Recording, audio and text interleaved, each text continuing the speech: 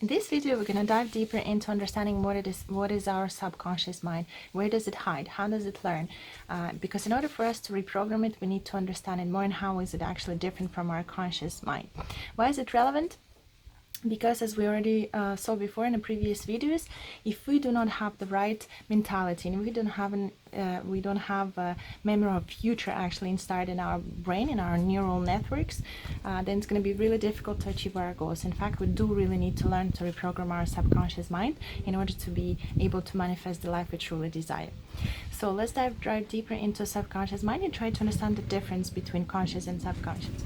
In fact, there's a widely accepted misconception that that subconscious and conscious mind are actually one and the same thing. And people strongly believe that if you gain the right knowledge and add to it some willpower, you can actually educate your mind to react to certain situation the way you like, and basically create the life you desire. But then let me ask you this question: how many books have you read and failed to execute on them? How many courses have you attended and then you still failed to achieve your goals? And how many podcasts and videos are we watching, and then we are not being able to actually take action on certain things and on those books and on the knowledge that we have? How often we know exactly the steps that we need to take, we know exactly what we need to do, we have so much knowledge and we acquired so much knowledge, but we still fail to act on it? And this is mainly because there's difference between conscious and subconscious mind. You cannot just instantly override the subconscious programming with the conscious knowledge. It just doesn't work like that. And diving deeper and understanding the difference between conscious and subconscious will actually help us to understand and demystify the whole process. So the conscious mind is our creative mind. It sits in neocortex and our analytical thinking brain, and it works on willpower. So when someone asks you to multiply 250 by 2, for example, this is your conscious mind that is doing that math. Or when you read a book, it's your conscious mind. When you have certain thoughts or perception on emotions that you're actually aware of, that is your conscious mind. Your conscious mind is responsible for reasoning, logic, certain sensations and perception that you're aware of, some fantasies. Basically, conscious mind control all that you have to do when you're doing it intentionally and when you're aware of it. So the keywords here are intention, awareness, and actually being conscious. According to Sigmund Freud's psychoanalytical theory of personality, he says that the conscious mind consists of everything inside our current awareness.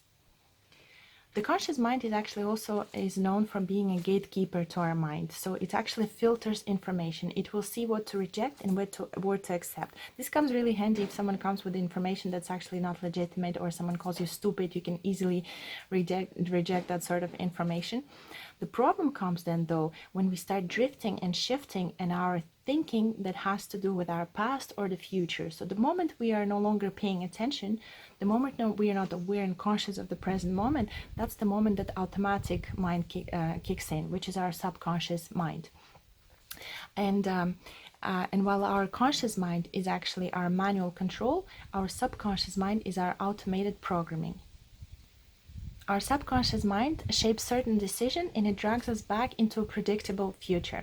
Actually, there's a very beautiful description by the Bruce Lipton in his wonderful book, Biology of Belief. He actually compares conscious and subconscious mind.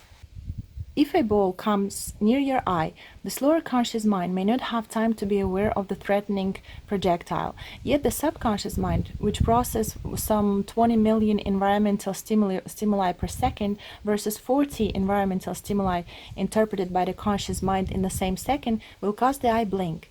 The subconscious mind, the most powerful information processor known, specifically observes both the surrounding world and the body's internal awareness, reads the environmental cues, and immediately engages previously acquired learned behavior, all without the help, supervision, or even awareness of the conscious mind. Subconscious mind sits below the conscious mind, and actually it is a limbic brain that is home for subconscious mind and autonomous nervous system, which control all the automated biological processes in our body. So it is your subconscious mind that actually drives your car, digest your food, regulate the body temperature, controls blood sugar levels, produces hormone secretion, repair damaged cells, maintain your heartbeat, monitors your breath, react to your surrounding, and actually operates 95% of your life. And so this is actually your subconscious mind that is responsible for most of your involuntary thinking, of your emotions, feelings, of the actions and reactions to your surrounding environment. It's all in your conscious mind. For certain decisions that you take in your life, basically 95% of the functioning of your body, it's happening on the subconscious level. And how does our subconscious mind learn all that programming?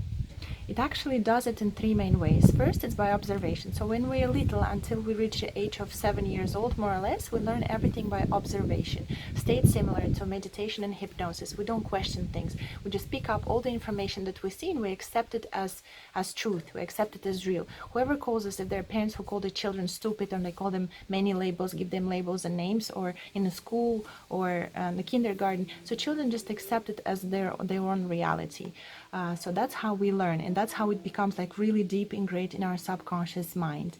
And then second way of learning is by habitation and repetition. Once we start repeating a certain way over and over and over again, it just becomes such an automatic thing that it's actually our body becomes a mind executing those programs rather than we actually consciously giving and intentionally aware of our thoughts, emotions, and reactions.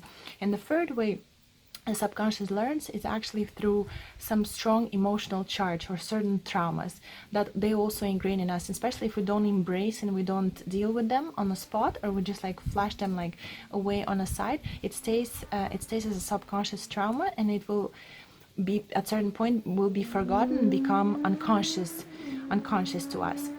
But the main way our subconscious learns, and it's through the repetition and habituation. So I would like to in the next video we'll dive deeper into the ways how our subconscious mind actually, how the whole process functions on a deeper chemical level, and then we will also learn how to reprogram it.